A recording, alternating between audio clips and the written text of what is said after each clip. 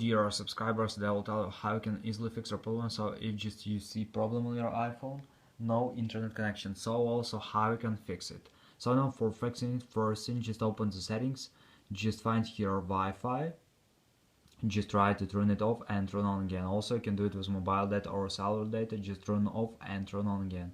So after you can try to turn on airplane mode, wait for a second and just turn it off.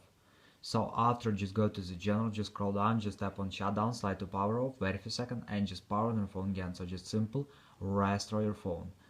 And another thing you can try to update, check updates. Just go to the general, just open software update, and if you see here available updates, just tap on download and install and wait until it will successfully install the latest updates for your iPhone.